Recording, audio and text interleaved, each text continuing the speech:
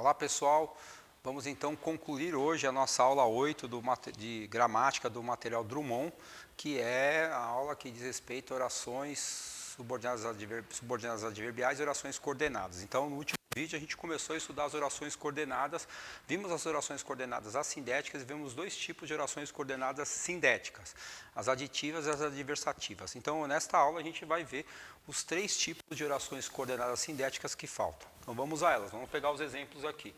Estude ou não será aprovado. Então, o nosso velho esquema de primeiro achar os verbos, né, será aprovado, vamos considerar uma conjunção, uma locução verbal, tudo bem? E vamos achar o conectivo aqui, que é o conectivo ou. Cortamos antes do conectivo, temos aqui oração 1, oração 2. Não há relação de subordinação, porque esta oração não exerce nenhuma função sintática em relação à outra e vice-versa. Então, eu tenho dois casos de orações coordenadas. Então, a primeira é uma oração coordenada sem conectivo, que a gente chama de oração coordenada assindética, ok? E a 2 é toda por conectivo. Então, tem uma oração coordenada sindética. A questão é, que tipo de conectivo é esse? Esse ou indica justamente a ideia de alternância, escolha, né? Ou uma coisa ou outra. Quando a gente faz prova em primeira fase da FUVEST, questão de múltipla escolha, disse alternativa correta é a alternativa A. Veja, alternativa A, alternativa B, alternativa C, D, E. Alternativa, então, diz respeito à escolha. Uma coisa ou outra, né? A gente tem que lembrar que a gramática vem da lógica. Então, a gente tem, inclusive, alguns símbolos matemáticos que correspondem a essas conjunções, né? Por exemplo, o E na matemática, né, é esse aqui. O OU que a gente está trabalhando é esse símbolo aqui, né? Justamente que dá a ideia de uma coisa ou outra, alternância. Então, aqui a gente tem uma ideia de alternância entre as duas orações. Ou você estuda, ou você não irá bem na prova. Tudo bem? Então, aqui a gente tem uma oração subordinada, oração coordenada sindética alternativa. A gente pode usar também o conectivo hora. Hora estuda, hora descansa. Uma coisa, hora outra, né? Só uma observação interessante, né? Você pode ter um jogo de palavras, que o vestibular usa muito isso, explora. Ou você estuda ou você estuda. Quer dizer, você coloca as duas conjunções alternativas, só que você mantém o mesmo verbo. Então, como você mantém o mesmo verbo, ou você estuda, o que está acontecendo? Na verdade, você não tem alternativa, né? Então, o que está acontecendo, na verdade, é um jogo de palavras que gera até um recurso de humor, né?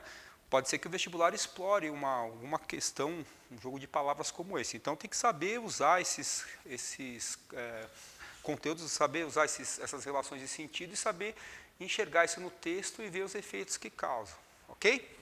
Vamos para o próximo. Estudou muito, por isso foi aprovado. Estudou e foi aprovado. A gente tem o por isso, que é o conectivo. O que esse por isso indica? Ideia de conclusão. Então, aqui o 1, vou explicar já já. A gente tem oração coordenada assindética. Aqui, com o conectivo, é oração coordenada sindética conclusiva. O que é uma conclusão? É algo logicamente pressuposto, quer dizer, a partir de alguma coisa você chega a outra. É o famoso raciocínio silogístico na lógica, né?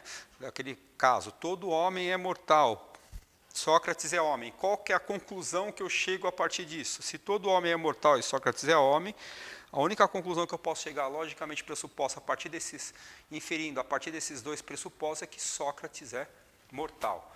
Então, no raciocínio silogístico, a gente sempre tem a conclusão. A conclusão é justamente introduzida pela palavra logo no silogismo. Tem a famosa frase, né, em latim do René Descartes: cogito ergo sum, penso, logo existo, né? Voltando a essa ideia de explorando os recursos matemáticos aqui, a gente tem um símbolo matemático também que representa o portanto, né? Que é a ideia de conclusão, que é esses três pontinhos formando o triângulo, né? Então, quais são os conectivos que indicam a ideia de conclusão, que introduzem as orações coordenadas sindéticas conclusivas? Logo, portanto, o por isso. Um conectivo que aparece muito na língua oral, que a gente está usando como conclusivo, as gramáticas ainda, né, que trabalham com a norma culta escrita, ainda não assimilaram muito, as gramáticas mais tradicionais, mas as gramáticas que fazem uma descrição linguística mais atualizada já trazem isso, é o então. O verbo então funciona como conclusão. Né? Por exemplo, eu saio à rua, vejo que o chão está molhado e falo, então choveu, logo choveu. Então isso tem um valor conclusivo também. Né? Esse advérbio está assumindo, até na língua escrita já, um valor de conclusão. Tudo bem? E por último, a gente vai estudar o último caso de oração coordenada sindética, que é o caso 3 aqui, estude porque a prova será difícil. Então eu tenho o verbo estude e está. O conectivo é o porquê, eu vou cortar antes. Qual é a relação entre essas duas orações, que é estabelecida entre essas duas orações pelo conectivo porquê? Então antes vamos lá, a oração é a oração coordenada assindética. A2 é a oração coordenada sindética, porque vem com conectivo. E qual é a ideia que o porquê traz? É a ideia de explicação. Então vejam só. A oração 2 está explicando o porquê daquilo que é dito na oração 1. Por que que você deve estudar? Porque a prova deve ser difícil. Muito cuidado para não confundir a coordenada sindética explicativa com a subordinada adverbial causal. Elas são parecidas, mas são diferentes. Embora o vestibular não costume explorar essa diferença, até porque isso é um assunto um pouco, vamos dizer assim, complexo, não é assim, é possível a gente estabelecer alguns parâmetros para a gente poder diferenciar uma da outra. O primeiro parâmetro que é importante é aqui olhar para a oração principal, perdão, para a primeira oração. Sempre que o primeiro verbo da primeira oração for um verbo que está no modo imperativo, que indica ordem ou pedido, e a gente tiver essa relação, esse conectivo, significa que a oração é causal. Tá? Então, entre causal não, desculpe, gente, significa que a oração é explicativa, é coordenada sindética explicativa. A causal nunca vai ser introduzida por verbo no imperativo. Outra coisa, outro critério que é de ordem semântica, é justamente lembrar que causa pressupõe consequência. Se eu tenho uma causa, tem que ter uma consequência. Se eu tenho uma consequência, tem que ter uma causa. Aqui a relação entre estudar e a prova estar difícil não é uma relação de causa e consequência, é uma relação lógica. Sim?